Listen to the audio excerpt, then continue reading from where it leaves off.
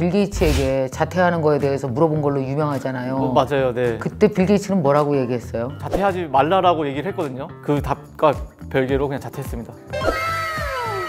클레이튼 최초 1등이고 글로벌 1등 찍었어요. 아 진짜 대박!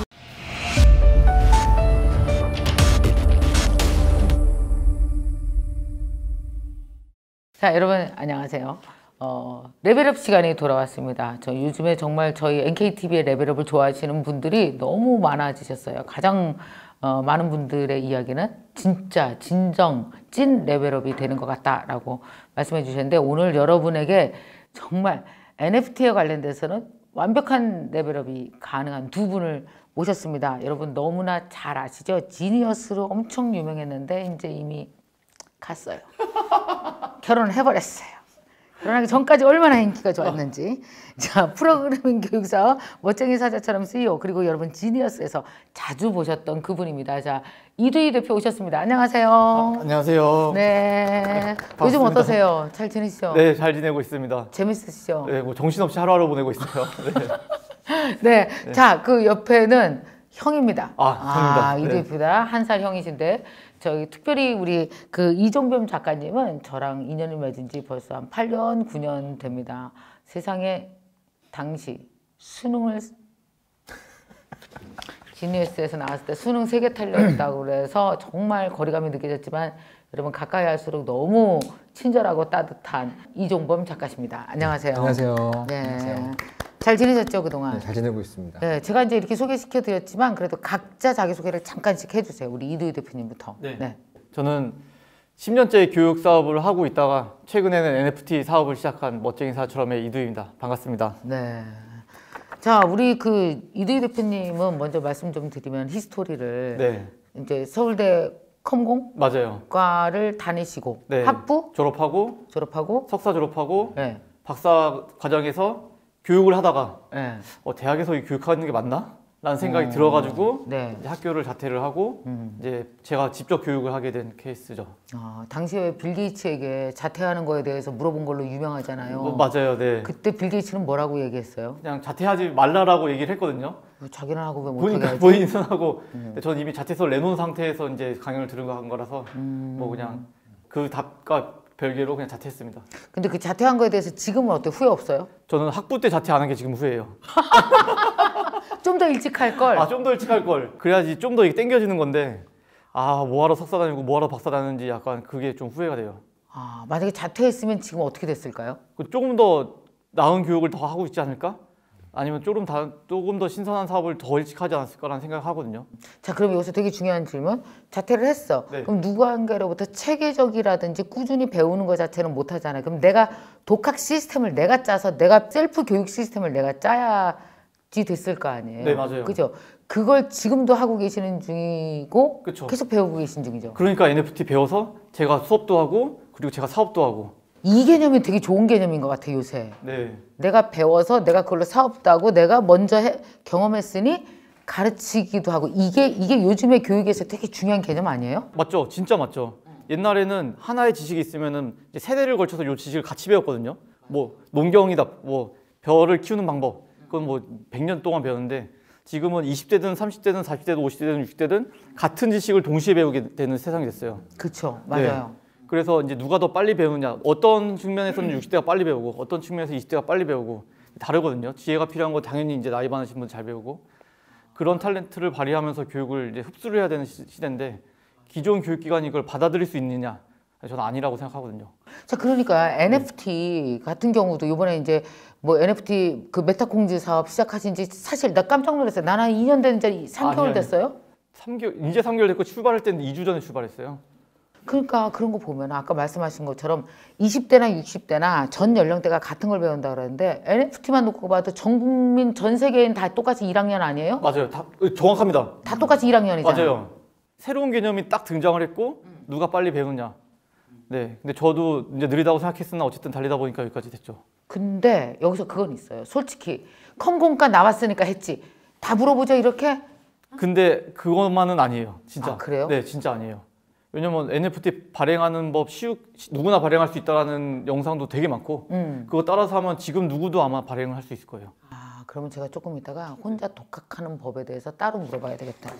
잊어버리지 말고 꼭 얘기해 주고 가요. 저 까먹을까 봐 적어놔야지. 네. 왜냐하면 요즘처럼 그 메타버스도 그렇고 웹 3.0도 그렇고 NFT 블록체인 생태계로 들어갈 때 이제 어차피 전 국민 태어난 사람 모든 자가 새로운 세상에 들어가야 되니까 네. 다 똑같이 1학년이거든요. 맞아요. 그럼 다 똑같이 1학년일 때 누군가는 되게 빨리 진입할 것이고 누군가는 영원히 진입 못할 수도 있어요. 사실 안 네. 가면. 이럴 때 정말 제일 필요한 게 이거 대학에서 교수가 못해요. 저기 미국 대학 가서 공부하고 와서 가르쳐 주려면 10년인데 끝나죠. 다 끝나잖아요. 네. 그러니까 결국은 전 국민 독학 시스템으로 가야 되는데 네. 이걸 어떻게 해야 되는지 너무 중요한데 이따 하면 까먹어. 그 얘기 먼저 하세요 그냥. 어떻게 하면 독학을 잘할 수 있는지. 우리 독학에 대해서는 또 이종겸 작가님도 선수시잖아요. 네. 한마디씩 해주세요. 어떻게 하면 좋을까요 독학? 저는 사실 현상을 분석하려 들지 않았고, 그러니까 NFT가 이제 높은 가격에 팔리고 있잖아요. 근데 다들 질문하세요. 이거 왜 사라고 물어보는데 저는 그 생각을 아예 안 했거든요. 그냥 이거 사는 건 맞고. 이거 왜 사는데 미친 거 아니야? 이거 왜 사? 이게 왜 100만 원? 이렇게 안 물어봤다고요? 그러니까 주변에서는 엄청 물어보는데 저는 스스로한테 안 물어봤어요. 그냥 일단 사는 현상이 발생을 했고 여기서 출발을 하자. 이게 왜 사는지에 대해서 원인을 찾고 어떤 현상인지 분석하고 하는 동안 시간이 너무 아깝다. 네, 그래서 일단 제일 먼저 가서 형 NFT 판 벌려졌으니까 출발합시다 라고 얘기를 했지. 이게 왜 팔리고 설명하다 보면 거기서 싸우고 안 움직이거든요 사람들이. 그래서 일단은 출발을 그렇게 하는 게 맞고. 그 왜 우리 게임하는 애들 욕하다가 40년 지나갔잖아요. 맞아요. 너 게임을 왜 안 하냐 그래. 너 게임하지 마 이러다가 30년 지나가고 40년 지나가는데 게임 산업이 지금 전 산업 분야의 맨 앞에서 달려가고 있잖아요. 맞아요. 중요하구나. 안 물어보는 게. 네. 그거를 판단하려고 하면 해석도 안 되고 사실. 저도 지금 생각해보면 왜 사지라는 생각에 대해서 답을 못 내리고 있거든요. 막 커뮤니티다 뭐다 뭐 포모다 되게 말이 많은데 근데 앞에서 달리는 사람들은 그거 관심 갖지 말고 관심 끄고 그냥 벌어진 현상에 있어서 엉덩이 가볍게 이제 움직이는 게 답이다. 그 왜 사는지 제가 설명해 드릴 수 있는데 그 제가 나중에 해드릴게요. 네. 나는 그걸 좀 생각했거든요. 그렇구나. 저는 이제 달려가는 거 플러스 계속 쳐다보면서 왜냐하면은 나이 든 사람은 왜를 설명 안 하잖아요. 1cm도 발을 안 움직이거든요. 네. 그 설득을 시켜야 되기 때문에 그렇구나. 역시 공대 쪽은 안 물어보고 가는구나. 벌어진 현상이 그냥 우리가 왜 태어난지 모르고 그냥 살듯이 그 의미 있어. 이 현상이 왜 생기는지는 일단 잘 모르겠지만 이 게임이 펼쳐진 이 게임에서 승리해보자라는 생각으로 일단은 형한테 달려가서 형 이거 무조건 해야 됩니다. 형 이거 놓치면은 나중에 후회할걸요? 형한테 달려가는 이유가 있을 거 아니야. NFT 시작할 때. 우리나라 최고의 스토리텔러. NFT가 기술만 갖고 되는 게 아니라 스토리가 필요한 거였어요? 사실 우리나라도 좀 늦어요. 외국에는 1년 전에 엄청나게 호황이었는데 맞아요. 근데 그것들 중에서 잘 보면은 스토리가 받쳐줘서 얘기가 풀리는 것들은 다 잘 되고 스토리가 없이 그냥 눈앞에 있는 것만 보면은 다 꼬꾸라졌거든요. 맞아. 이게 마케팅적으로 접근해서 가격만 갖고 커뮤니티가 막 업다운 한 데는 다 쓰러졌더라고. 맞아요. 그러니까 결국은 백서가 있어야 되는 거예요. 맞죠? 로드맵, 그쵸. 스토리텔링. 네. 그래서 여기로 달려간 거예요. 바로 이제 필요하다. 왜 이종범 씨가 최고라고 생각한 거죠? 우리나라 최고죠. 그래, 이 형이 근데- 최고야. 스토리텔러의 최고야 이 형이. 왜냐면 저도 비슷하게 안 물어보고 일단 해본 게 많아서 그런 걸 수도 있어요. 저도 웹툰 쪽에서 약간 대부분의 사람들이 막 배경을 손으로 그리고 있을 때 그냥 어떻게 하는지 모르겠고 안 되니까 다른 분야에서 배경 만드는 거 가져다가 그냥 안 물어보고 쓰고 막 그랬거든요. 그러니까 이게 해외 NFT 이 커뮤니티에서는 디젠이라고 부르는 게 있어요. 디젠, 디제너레이트. 그러니까 약간 우리나라 말로 치면 무지성? 그게 우리나라에서 좀 안 좋은 말이잖아요. 디젠. 디젠. 그러니까 너 이거 왜 샀어? 그러면 몰라 그냥 이뻐서 샀어. 그러면 약간 디젠 이렇게 말하거든요.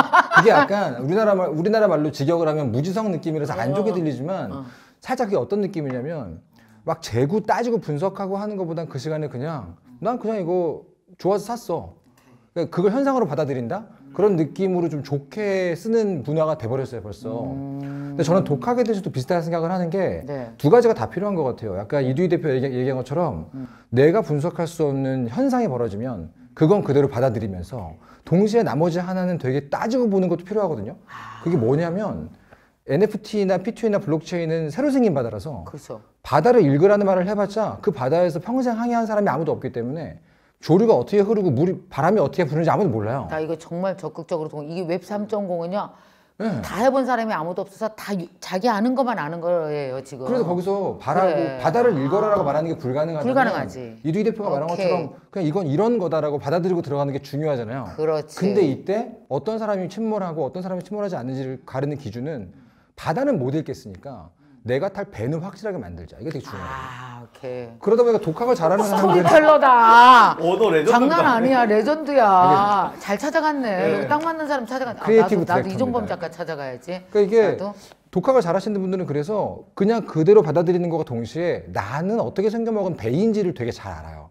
내가 어떤 것에 주로 마음을 뺏기고 내가 주로 공부를 하고 열심히 파고드는 것들은 어떤 것들이고 내가 어디에 미친 듯이 몰입하는지를 스스로 알고 있거든요. 그런 사람들은 이제 이두희 대표도 평생을 개발한 사람이지만 요즘 맨날 그래요. 형 나 이 정도로 밤새면서 재미있게 개발을 매일 한 적이 별로 없어요. 없어요.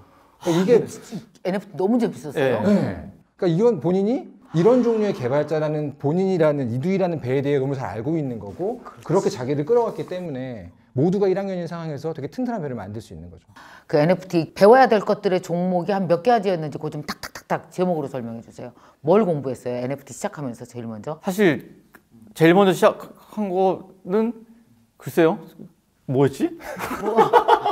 그러니까 예를 들어서 NFT를 딱 보면서 이제 뭐 이렇게 뭐 분석을 했을 거 아니에요. 네. 예, 어떤 식으로 하는지 보고 네. 자 그러면은 아 여기는 뭐 저기 뭐야 이미지가 있잖아요. 그러면 그 메타공주 이미지를 왜 하필이면 거기는 뭐 어디는 원숭이고 뭐 네. 어디는 고릴라고 뭐 다 다르잖아요. 네. 뭔가 만들지 그러면 디자인해야지 맞아요. 제너레이팅 해야지 뭐 커뮤니티 디스코드 만들어야지 뭐 등등 이렇게 그러니까 그 과정에 이종범 작가를 맞아요. 찾아갔을 거고 그 과정을 살짝 설명해 주세요. 사실 저는 모바일을 놓쳤다라고 생각하거든요, 스스로. 그래서 모바일 열풍이 불 때 너무 분석하려고 들었고, 그리고 너무 신선하게 뭔가를 만들려고 들었고, 그러다 보니까 일단 분석하다 타이밍 다 놓쳤고, 나온 거 보니까 너무 생뚱맞은 거예요. 근데 어쨌든 개발은 할 수 있으니까 막 찍어냈거든요. 근데 찍어내는 족족 뭔가 안 맞는 거예요. 그래서 이번에 NFT 할 때는 그냥 하나의 차별점만 가져가고 나머지는 다 똑같이 가자. 그래서 네, 그렇게 갔는데 이것도 다르고 저것도 다르고 세상에 없는 걸 만들려다 보니까 그러니까 세상이랑 동떨어진 걸 만들게 되더라고요. 나 의미 있어. 그 말 뭔지 알아요. 나 약간 그런 성향이 있거든요. 근데 저도 모바일 때 그래서 완전 망했어요. 네. 모바일 때 뭐 하셨어요? 있는 대로 그냥 앱을 만들 줄 아니까 있는 대로 앱을 그냥 계속 찍어내고 막 혼자 왜 트위터는 잘 되고 내가 만든 건 안 되냐 막 혼자 막 자괴감 느끼고 엄청 힘들어했는데 네. 그때 돌이켜 보면은 그냥 개발력 믿고 개발할 줄 안다는 거 믿고 그냥 진짜 되는 대로 그냥 막 신선한 것만 추구한 거죠. 근데 사람들은 익숙한 거 사이에서 하나만 신선해도 신선하다고 느끼거든요. 맞아. 네. 그걸 지금 알았고 그래서 이제 기존에 있는 NFT 프로젝트들 중에 커먼한 것들을 다 세트한 다음에 네. 우리 3D로 간다. 하나 딱.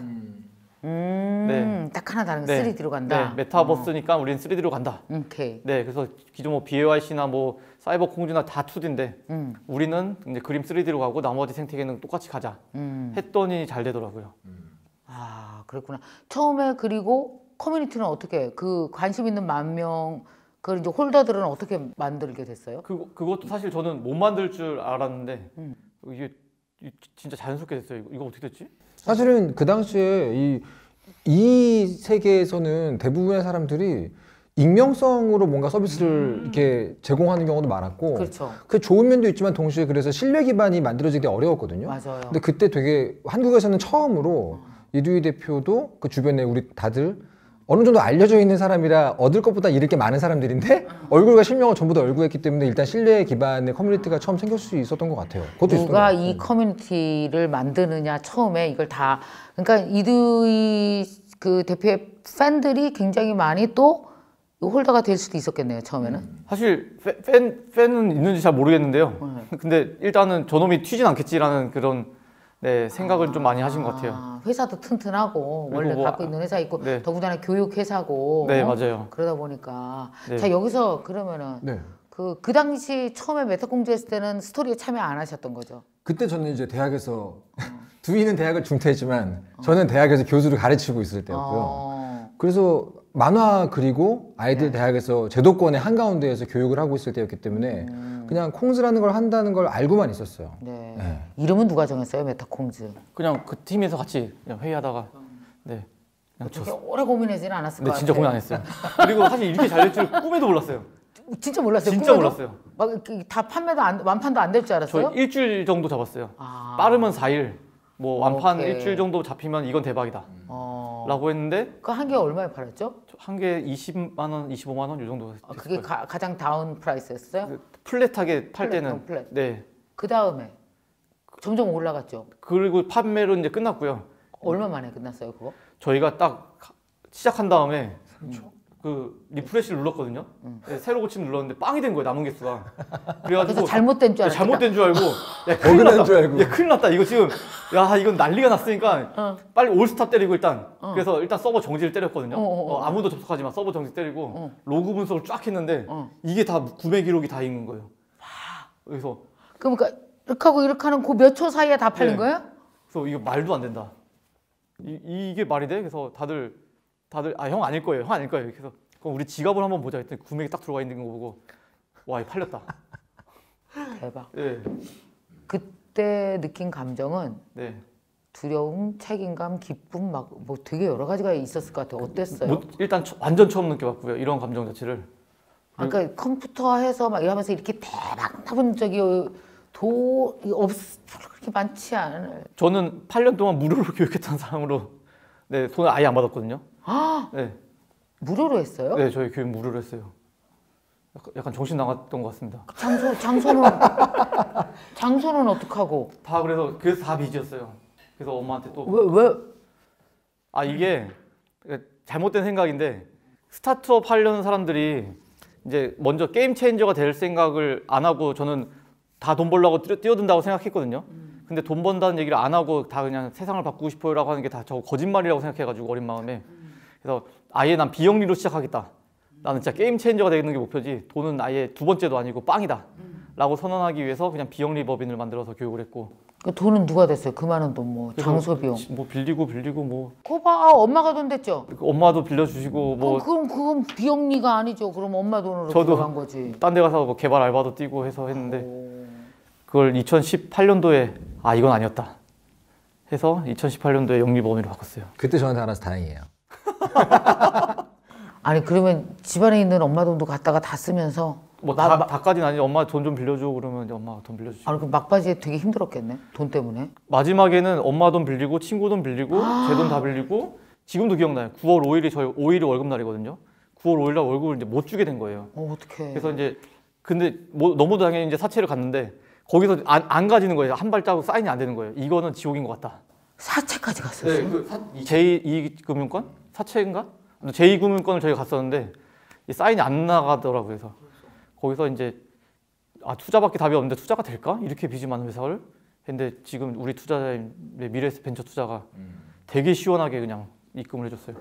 거기 네. 제대로 알아보는 사람이 있었네. 저도 좀 신기합니다. 지금 이제 어제 만나고 왔거든요. 대표님 저 왜 투자하셨어요? 그때 본인 투자를 너네 그때 빚이 얼마였냐? 저희 그때 빚이 막 10억 된 것 같은데 내가 투자를 했다고? 너 그 상태에서 내가 투자를 했다고? 약간 이렇게 되더라고요. 실수로 투자하신 거구나. 실수까지는 아닌데 네. 아니 근데 이 대표님 네. 천재성이 있어. 네. 아니. 뭔가 이게 그러니까 왜냐면 천재가 뭐냐면 약간 똘이랑 비슷해. 내가 믿는 믿음으로 천재는 특히 그거거든요. 천재가 되면 별거 아니라고 생각해. 내가 가진 믿음으로 해보는 거야. 해보고 싶고 해내는 사람이 천재거든. 그게 정말 쉽지 않거든요. 근데 그걸 8년을 한 거 아니에요. 하다가 이제 아니구나 싶어서 네 진짜 그만뒀죠. 그래서 그 모든 막 그 실험이 힘들었어요. 저희 지속 가능에 무릎을 꿇었군요. 저희 어쨌든 제가 들고 있던 크루들이 잔뜩 있었는데 이제 영리 선언한 순간 이제 저 사람 변했다가 되잖아요. 그렇지. 그래서 사실 다 나갔거든요. 한 명도 빠짐없이. 어떡해. 저 혼자 딱 남았고. 가슴이 아팠겠다. 네. 그때는 되게 감정적으로 힘들었겠네. 그리고 그 와중에 저도 행동을 이제 정상적으로 못 하잖아요. 막 이제 싸우게 되고, 네 서로 단점 지적하게 되고. 어떡해. 네 그래서 이제 그분들 얼마 전에 문자 보내서 지난 나의 과오를 용서해달라고 네, 문자도 보내고 했는데. 세상에. 네 어쨌든 다시 리빌드가 됐습니다 그때부터. 네. 다시 리빌드 된 지는 몇 년 차죠? 2년 반. 2년 반. 네. 그리고 초반 1년은 사실 너무 괴로웠고 또 여전히 그래서 그냥 비영리 남았으면 얌전이라도 있었는데 왜 돈 벌겠다고 아니 나왔나? 언뜻 보면 아니 컴퓨터 저렇게 천재 개발자가 네. 판교 갔으면 지금 연봉 몇 억 받으면서 얼마나 그죠. 잘했겠어. 근데 그 성격이 또 안 되는 것 같아요. 그것도 남의 회사 가서 이렇게 월급 받고 일하는 것도 네. 안 돼. 하고 싶은 거 해야 돼. 해봤는데 안 되더라고요. 해봤어요? 네, 안 돼. 안 되더라고요.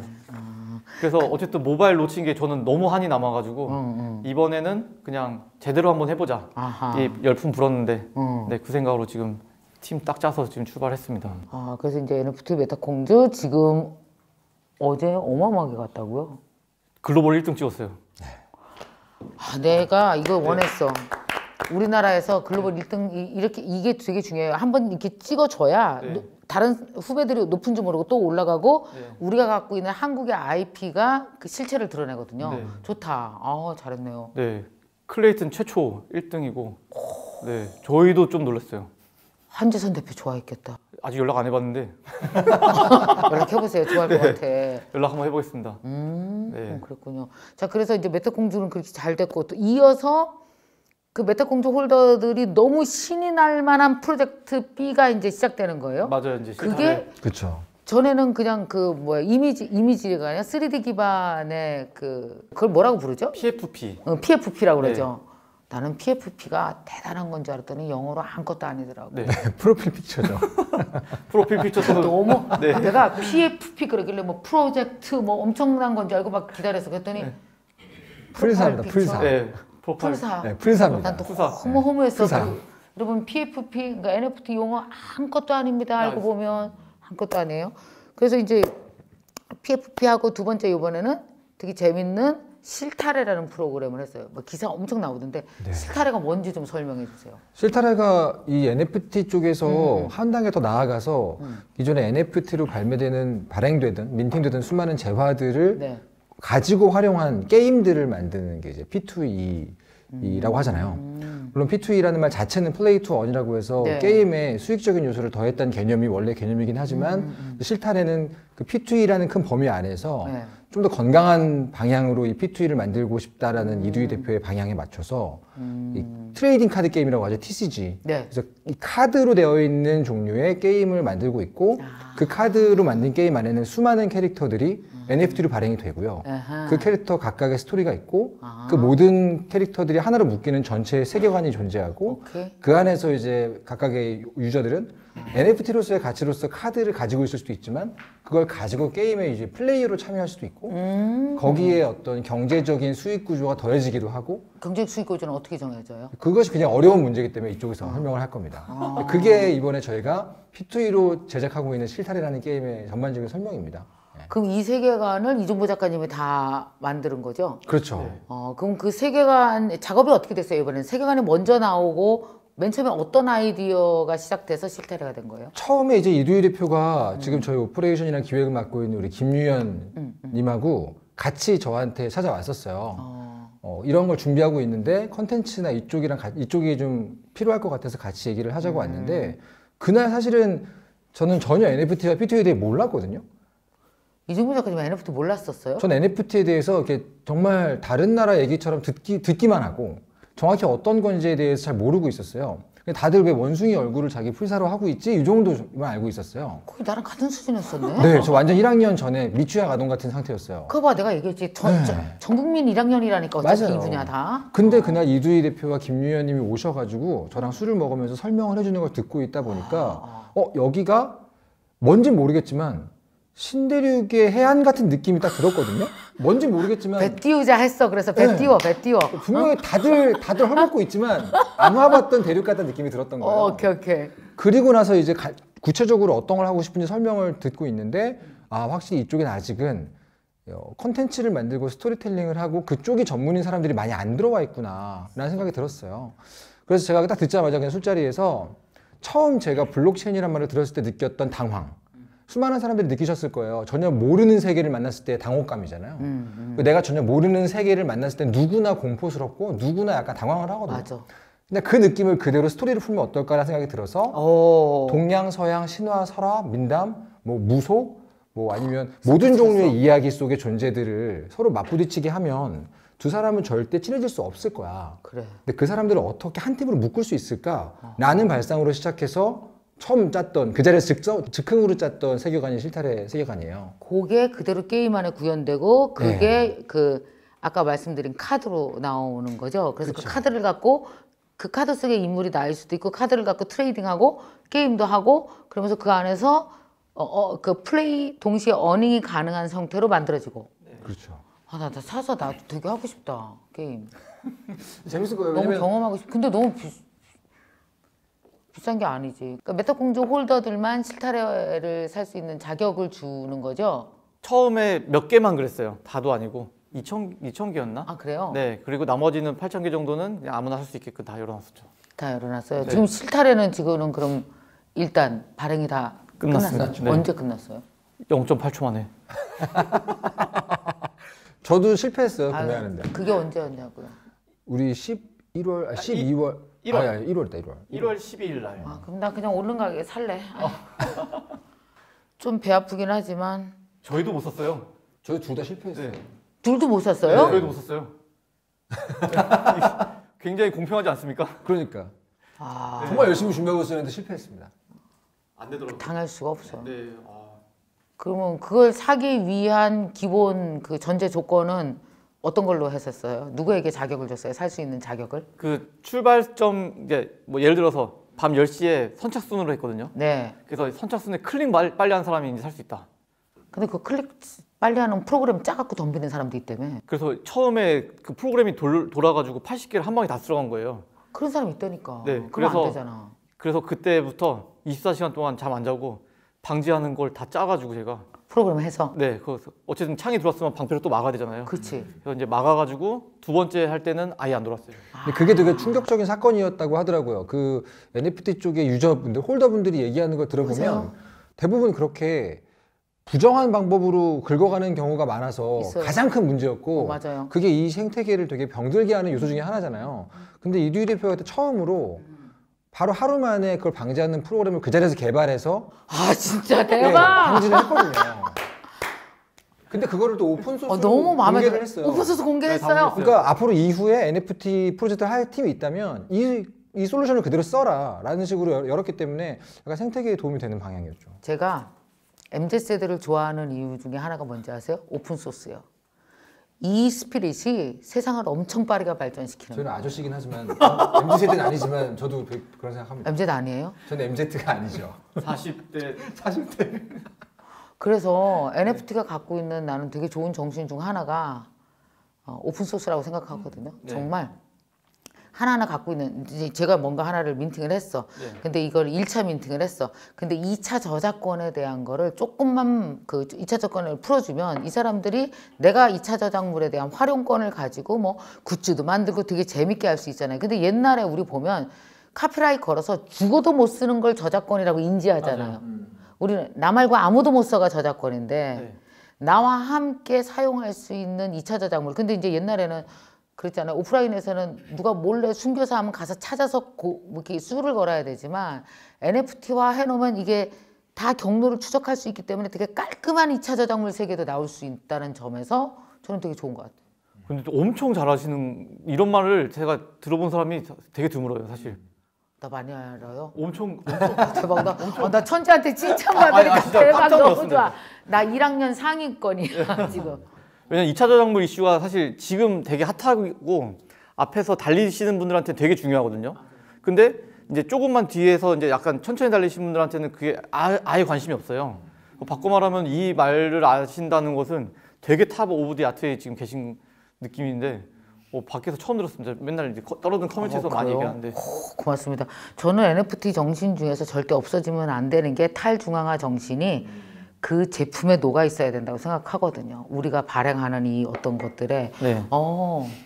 재밌는데 그럼 지금이라도 실타래 사고 싶은 사람은 그냥 남이 내놓은 거 사면 되는 거죠? 그쵸. 다들 안 내놓으세요.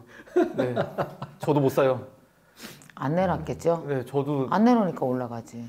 네. 그렇죠. 아, 그렇다라는 건 저희도 살라고 계속 이거 사야 됩니까? 사야 됩니까? 하는데 눈 떠보면 또 바뀔 살 수가 거예요. 없습니다. 네, 가격이 그래서 저희 그럼 메타공주는 갖고 계세요? 가격이 막 억대로 올라간 것도 팔지 않았어요? 나 팔았어.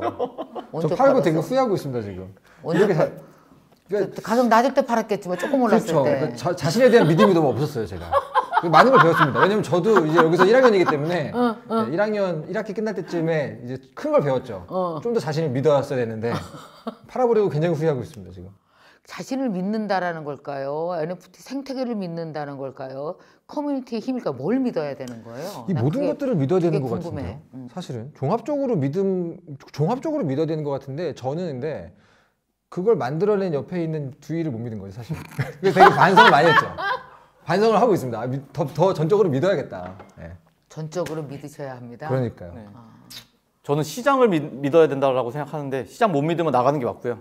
그리고 NFT 시장 자체가 크면은 저는 이제 이 시장 자체 위에서 원투에 계속 유지하고 싶은 욕망은 되게 크기 때문에 그 시장 위에서 놀고 싶다라는 건 있지만 사실 시장 자체가 무너지면은 뭐 우리가 1등 해봤자 의미가 없잖아요. 그렇죠. 네, 근데 이 시장 자체가 견제를 굉장히 많이 받는 시장이고 맞아요. 그리고 사람들의 관심도 되게 뭐 지금은 뜨겁지만 언제 나갈지 모르는 시장이기 때문에 그래서 그것에 대한 시장의 믿음으로 저는 계속 가고 있습니다. 시장에 대해서 믿음을 한마디로 설명했지만 왜 이 시장이 계속 갈 거라고 믿으세요? 이게 사람들의 욕망이 나의 되게 중요한 의사결정 권한을 소수가 독점한다는 것에 되게 불만이 많잖아요. 맞아요. 네. 그리고 그 불만이 이제 해결이 안 되니까 막 뭐 정치로 풀다거나 사회경제적으로 풀었었는데 그게 이제 블록체인이라는 되게 강력한 수단으로 풀 수 있게 되었고 그래서 안에서 돌아가는 블록체인 뭐 경제에 따른 뭐 이자나 이런 것도 다 탈중앙화돼서 돌아가고 있잖아요. 근데 지금은 뭐 이제 소수가 금리 몇 퍼센트입니다 하면 또 시장이 다 반응하고 금리 몇 퍼센트입니다 하면 또 반응하는데 여기는 이제 완전 탈중앙화돼서 이자도 계속 바뀌고 있고 네 이렇게 넘어갈 거라고 저는 믿고 있기 때문에 계속 하고 있는 상황이에요. 제가 테크놀로지에 대한 공부를 2년 전부터 조금씩 책을 읽으면서 하다가 이제 작년에 더 본격적으로 했는데 뭐 우리가 갖고 있는 뭐 AI 그다음에 그 IoT, 로봇, AR, VR, 뭐 클라우딩, 컴퓨팅 다 보면서 제일 매력이 있었던 테크놀로지가 뭔지 아세요? 블록체인이요. 블록체인은 기술이 아니고 철학이더라고요. 맞아요. 그래서 내가 너무 좋았어요. 그러니까 사상 느낌이 들어요. 네, 사람이 왜 우리가 중앙화된 것으로부터 그러니까 누군가의 절대 권력으로부터 개인의 자유를 찾기 위해서 지난 천년간 얼마나 많은 사람들이 희생했어요. 맞아요. 근데 이걸 테크로 이렇게 풀어나? 와 이거 엄청 재밌다. 그래서 제가 블록체인 관련한 책들만 몇 권을 더 봤어요. 너무 재밌었어요. 아, 그 이두희 대표한테 15분 들으면 이해 다 된다. 아, 나 그 얘기해줘 그럼 빨리. 제가 그냥 일타 강사 15분 듣고 다 이해했거든요. 아 그래 나 블록체인 설명 좀 해줘. 근데 그때 제가 무슨 말인지 기억이 안 나가지고 아 그래? 네, 그때 저 끌어들일 때 기본은 알고 가야지 그러면서 쫙 설명을 해줬거든요. 그 지금의 NFT 문제가 블록체인 기술을 활용했는데 블록체인 사상이 훼손되는 일이 너무 많아서 문제가 된다고 나는 보거든요. 사실 진짜 저도 프로젝트 많이 보면서 그런 게 너무 무너진 게 많거든요. 맞아요. 극단적으로 이 어쨌든 코드로 돌아가는 거잖아요. 블록체인이랑 코드. 근데 거기에 처음 개발자가 남의 블록체인을 지울 수 있는 코드를 넣은 경우도 많아요. 이거는 그래? 네, 이거 잘 봐야 돼요. 그래서. 악용을 한 거죠 네. 이 시스템을. 그래서 이제 블록체인 NFT 발행해서 내 건 줄 알았던 게 관리자가 어느 순간 지워버리는. 헐. 네. 그래서 다 지워버리고 튀는 경우도 많고 심지어 남의 거 가져오게도 할 수도 있고. 아. 네. 그런 것들은 잘 봐야 됩니다. 그래서 코드를 봐야 되는 저희는 절대 그럴 리가 없거든요.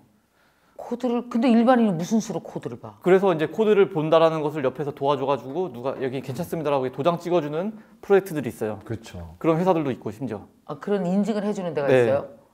오디시라고 부르는데 오디 딱 찍어줘가지고 여기는 이제 문제 있는 코드는 없다. 아 그렇게. 네. 그 기왕에 나온 김에 블록체인 얘기 5분만 해주고 가요. 아 그때 뭔가 형을 이제 모셔야 된다는 되게 간절함 때문에 뭔가 막 방언이 터져가지고 나간 것 같은데. 그때 제가 무슨 말 했는지 진짜 사실 기억도 안 나요. 그럼 블록체인이 앞으로 세상을 바꾸게 될 세상의 분야는 가장 큰 영향이 있는 분야는 뭘까요? 저는 뭐 컴퓨터 뭐 개발 이런 거 코딩 전혀 모르잖아요. 네. 모르고 그냥 블록체인이 우리 삶에 가장 충격이 크겠고 생태계를 바꾸는 기본 기술이 블록체인이고 왜냐면 되게 나와 가까운 기술이거든요. 나를 네. 대신할 기술이라서. 네. 그래서 제가 너무 궁금하고 또 우리 많은 분들에게 더 얘기를 해주고 싶은 분야가 그거였었거든요. 사실 저는 이 블록체인이 나왔을 때 가장 민감하게 반응한 영역이 가장 위협받는다라고 생각하고 있거든요. 네, 딱 그렇지. 두 개인데 어디? 정치랑 경제. 네, 두 개라고 저는 생각합니다. 그래요. 네. 그래서 사실 투표권에 대해서는 가장 민감한 게 정치잖아요. 그렇죠. 근데 사실 블록체인 자체가 그냥 투표권 시스템이거든요. 그렇죠. 네, 내가 보팅을 한 게 그냥 투명하게 기록이 되어 있고. 우리 NFT 씬에 들어가도 보팅 연습 엄청 하잖아요. 네, 맞아요. 근데 그 투표권에 대한 컨트롤을 아예 놓는 거죠. 그냥 블록체인 위에서는. 오케이. 네, 그렇기 때문에 만약에 극단적으로 이제 대통령 선거가 블록체인에서 돈다. 이게 저는 가장 이상적이라고 보거든요. 네, 왜냐면 그냥 이거를 위조하려면 말도 안 되는 기술이 필요하고, 네, 그치. 그 위조가 아예 그럼 뭐 선거에 문제가 있었다라는 얘기 얘기 꺼낼 수가 없어요. 그렇지. 근데 지금은 뭐 분명히 또 이번 투표나면 문제 있었다 또 얘기 나올 거거든요. 어. 네, 그런 것에 대해서도 어쩌면 그거를 이용하는 세력도 있을 거고, 네, 그런 것을 다 그냥 한 방에 끝내버리는 게 이제 정치를 블록체인으로 다 풀어버리면은 뭐 국회의원 선거 뭐 다 풀어버릴 수 있을 것 같다는 게 제 생각입니다. 야, 되게 재밌네. 그러니까 우리의 뜻이 어느 씬에서 어떤 경로를 통해서 딱 가느냐에 따라서 결과가 되게 달라질 가능성도 있으니까 어느 나라인가는 바로 이제 좀 있으면 시도할 가능성 매우 높네 이거는 그죠? 네, 여론조사도 사실 여론조사 누가 어떻게 설문조사 당했는지를 다 블랙박스로 가둬놓고 나온 숫자만 보잖아요. 그렇죠. 근데 블록체인으로 일어난 여론조사다. 그럼 안에서 누가 투표했는지 어떤 사람이 대상인지가 다 박혀서 나와요. 오케이. 네. 그러면은 그동안 이제 정보의 격차로 이용했던 뭐 수만 가지 이제 의사결정들이 다 뚫리게 되는 거죠. 맞아요. 마치 초반에 드라마 막 유행했을 때는 이제 흔히 말하는 상위층들의 삶을 보기 위해서 그 뚫고 가기 위한 이제 희열로 드라마 봤듯이 지금은 이제 그 희열을 블록체인으로 느낄 수 있지 않을까. 네, 내가 손을 못 뻗었던 것들을 오케이. 네, 다 들어갈 수 있지 않을까. 경제는요? 경제는 사실 경제는 지금 소수의 의결권이 영향을 되게 세게 주잖아요. 얼마 네. 전에 미국도 뭐 금리 발표한다고 했더니 다 출렁이고 막. 맞아요. 네. 근데 그게 이제 다수가 투명하게 결정할 수 있는 시스템이 저는 블록체인이라고 보고 있고요.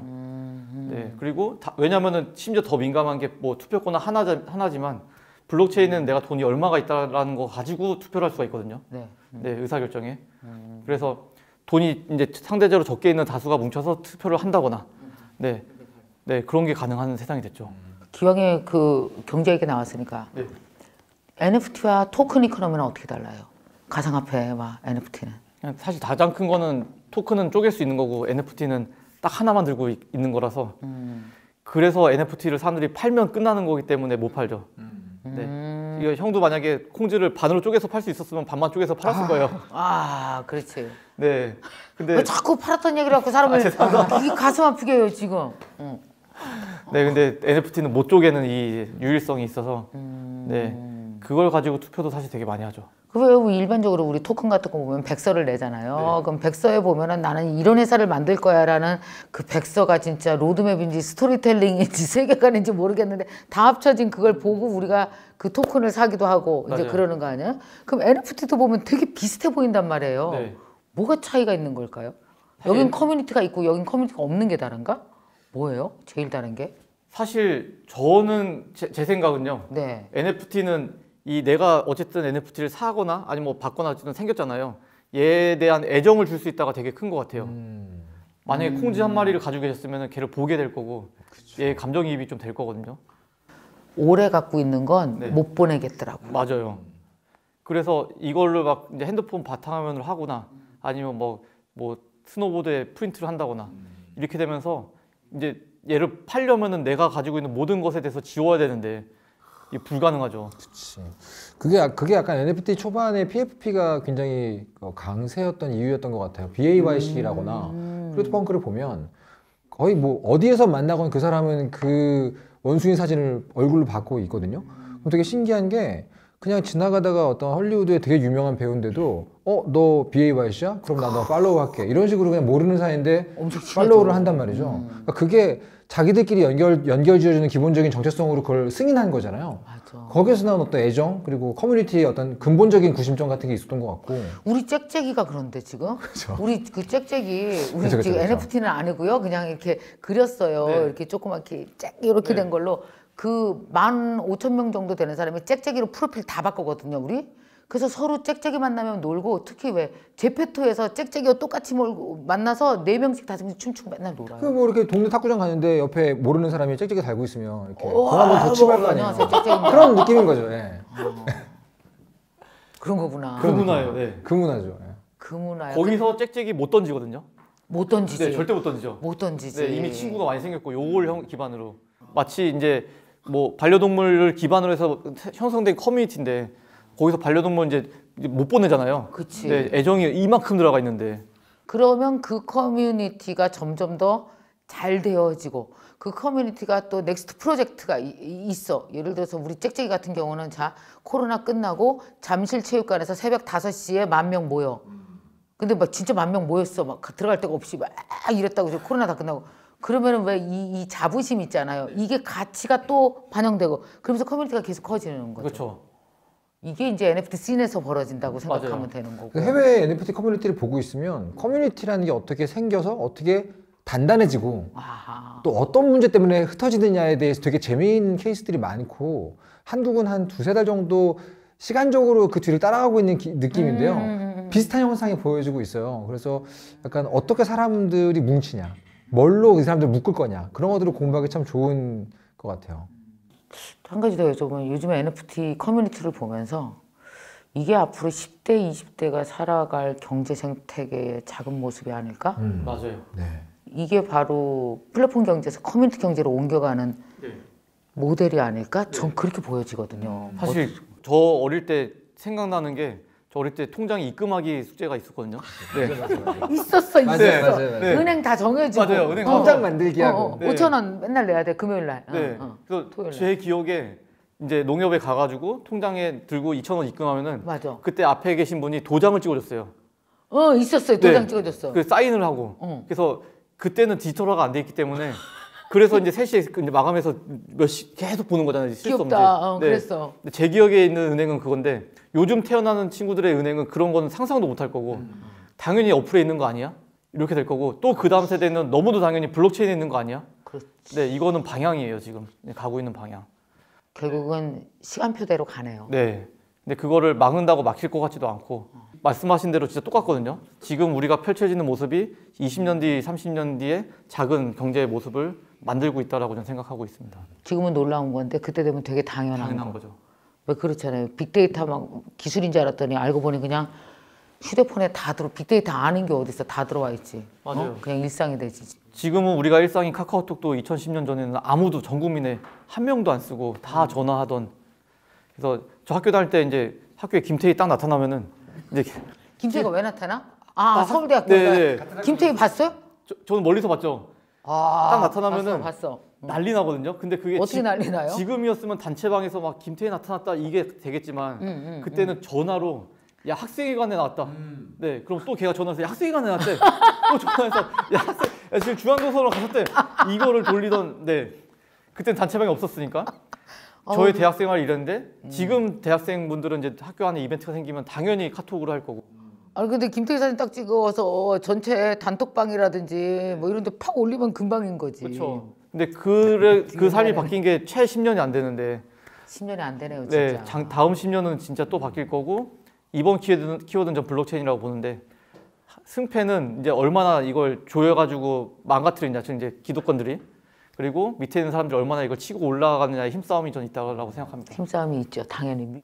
젊은이들이 희망이 없다고 참 얘기 많이 해요. 뭐 이번 생 망했어, 글렀어 되게 많았고, 그죠? 왜냐하면 기득권들이 일단 땅에 있는 아파트 우리가 다 가졌고, 솔직히 그랬잖아요. 근데 또 안 가질 수는 없었어요. 뭐 태어났는데 있는데 가져야지. 그러면 야, 니네 줄 거 대비해서 우리가 아파트를 안 짓게 이럴 수는 없었으니까. 맞아요. 어쩔 수 없어. 그 시대에 충실히 산 것뿐이에요. 우리 집 때도. 그때 살아는 결과를 딱 봤더니 거의 진짜 땅에서는 뭐 20대들에게 줄 게 없을 만큼 다 차지하고 다 가격 올려놓고. 근데 저는 가만히 있어 보면서 그냥 뭐 우리 집 때는 뭐 그냥 오프라인에서 땅 가지고 인구 줄어들면 가격 떨어지면 거기서 살다 가면 되고 대신 저쪽은 디지털 쪽은 우리가 못 가잖아요. 잘 가기 어려우니까. 그럼 그때 10대 20대는 그 땅 거기다 땅이 두 군데로 나눠지면 니는 거기서 살고 우리 여기서 하고 그런 생각이 들어서 나는 20, 30대가 그렇게 실망할 일이 아니고 새로운 기회가 이렇게 판이 바뀌는 게 되게 좋은 기회인데 뭐랄까 너무 좋은 기회다 이런 논리 없어요 요즘. 저는 그렇고 난 그렇게 생각하거든요. 제가 만난 사람 중에서 최근에 인사이트가 제일 나도 네. 제일 큰 약간 그렇게 생각할 수도 있겠구나라는 생각을 처음 해보게 됐어요. 이 말씀을 듣고. 나 진짜 네. 진짜요? 네, 진짜요. 저도. 왜냐면은 그냥 쉽게 표현하면은 진짜 샌드박스라는 이제 베타버스 땅이 있고 거기가 작년에만 진짜 이렇게 올라가긴 했거든요. 만약에 그냥 현실에서 땅 못 사라고 불평했던 수많은 우리 친구들이 거기에 만약 선진입을 했다면은 네. 거기 가격이 지금 강남 아파트보다 비싸요. 네. 그래서 그렇죠. 기회는 열려 있고 사실 기회가 아예 없다라고 생각하시는 게 아니라 블록체인 쪽이나 아니면 뭐가 됐든 계속 기회는 계속 열리고 있고요. 그래서 이제 그런 방향으로 생각을 하는 게 맞네요. 그러니까 듣다 보니까 정말 맞는 말 같기도 하네요. 그래. 그래서 20, 30대에게 기술적인 교육 플러스 기술로 우리가 새롭게 열어가는 미래에 대한 네. 당위성, 논리, 희망 뭐 이런 것도 같이 이두희 대표님이랑 이종배 작가님이랑 이 실타래를 통해서 같이 얘기할 수 있어도 뭐 그게 뭐 철학이 되면 좀 딱딱하고 재미없지만 어쨌든 가끔씩 흘려줘도 좋겠다. 네. 뭐 그런 생각이 들어요. 오. 그냥 땅이 꽉 찼어. 버려 땅. 오케이 니네 써. 그럼 우린 여기로 갈게. 그런데 가만히 보면 우리 휴대폰에서 모바일에서 90% 살거든요. 진짜요? 거기서 택시 거기서 타지 배달이면 지금 밥 시켜 먹지. 땅에서 하는 건 잠자는 것밖에 없는데 네. 모든 블록체인으로 가면 경제 생태계 자체가 디지털에 있는데 네. 그리고 거기서 다 먹고 살고 여기 땅으로 내려올 일도 별로 없을걸요? 네, 맞아요. 이제? 진짜 그래요. 그런데 왜 20대가 왜 땅에 대한 서러움을 자꾸 얘기해요? 그냥 오케이 가지세요. 그러고 나는 저 위로 올라가지. 전 그 생각이 들더라고요. 오. 나 같으면 그냥 들어와 안 싸고 그냥 니네 가져 그러고 난 위로 갈 것 같아. 근데 기본적으로 그게 약간 경기장 모델이면 경쟁이라는 느낌이 들어서 어떻게 할지를 고민하게 되는데 전쟁터 모델에선 죽을지도 모른다는 공포를 자극하기 때문에 내가 지금 갖고 있는 것보다는 나를 위협할 수 있는 것들을 먼저 보게 된다는 심리학적인 모델이 있어요. 그래서 아마 기존의 세대들은 새로운 것에 진입하지 못하게 우리를 배척하는 젊은이들로 보고 젊은 사람들은 기존의 것들을 이미 독식한 옛날 사람들로 보고 그렇게 보는 것 같은데 그런 것들을 다시 경기장 모델로 바꿔준다거나 다시 섞어줄 수 있는 방식으로 쓸 수도 있겠죠. 근데 그게 건강한 생태계를 만드는 사람들의 아니, 역할이라고 뭐만 보는 거죠. 얘기하면 스토리텔링이야. 너무 똑똑하지 않아? 저 머릿속엔 천재입니다, 천재. 천재야. 저 머릿속엔 딱 말하면 그림이 팍팍 그려지는 것 같아. 나 이종민 작가랑 얘기하는 거 너무 재밌다. 두 분. 저 코딩을 모르니까요. 말로 하고 근데 있습니다. 이거 레벨업 끝나고 언제 나중에 한번 꼭 놀러 오세요. 네. 이두희 대표님. 근데 저는 진짜 자주 뵙고 싶어요. 너무 재밌는 얘기였어요, 진짜 이거. 자주 우리 얘기해요. 정말 재밌는 얘기 많이 나올 것 같고. 재밌다. 네, 맞아요. 사실 네, 경기장 모델이 된다고 하면 진짜 그죠. 이게 다 전쟁터와 경기장 다르거든. 너무 다르죠. 야. 그 MZ 세대들이 서로 오픈 소스를 왜 할까를 고민을 했었어요. 저는 그 경기장일 때는 서로 경쟁을 해야 되기 때문에 자기 걸 안 보여주거든요. 근데 전쟁터에서는 내 옆에 있는 아군이 총을 잘 쏜다고 질투하지 않아요. 내가 살 가능성이 높아지거든요. 세상에 너무 전쟁터 같기 때문에 이걸 공유해서 내 편이 총을 잘 쏘게 만드는 게 오히려 좋은 거예요. 저는 그렇게 파악하고 있고 그러니까 젊은 세대에게는 이 세상이 되게 전쟁터같이 무서우니까 편 만들려고 공유해서 우리 네. 편을 만들자가 되는 것 같아요.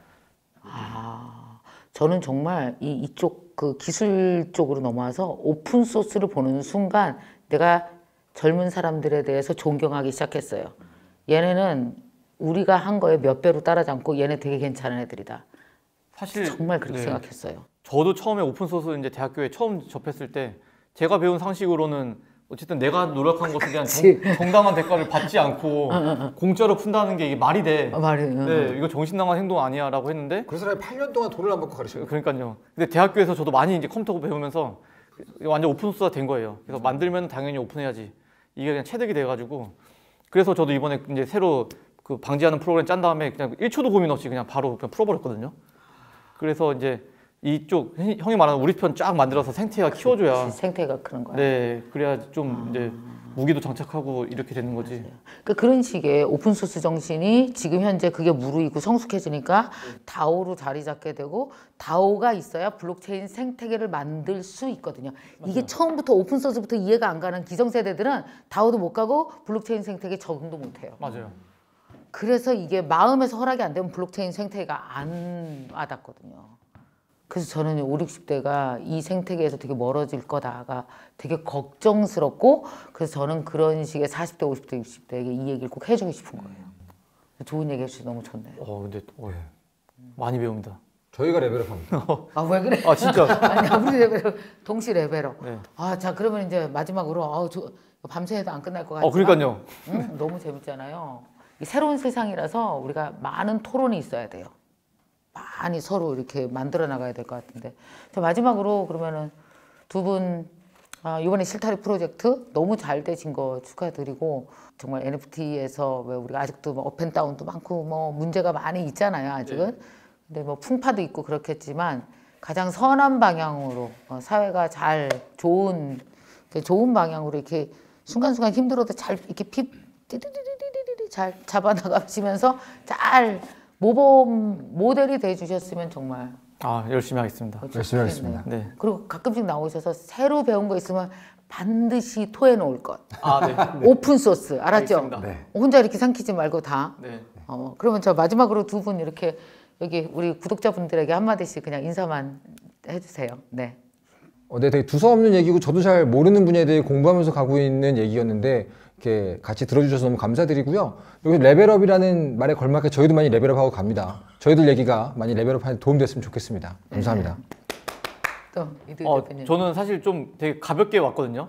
네, 근데 이런 자리인 줄 알았으면 진짜 좀 더 얘기도 많이 준비하고 할 걸. 왜냐면 저도 진짜 많이 배우고 얘기하면서도 저도 많이 깨달는 게 많았던 시간이었던 것 같습니다. 저도 너무 당연히 이제 못 봤던 내 채널들 다 볼게요. 진짜 지난 채널들.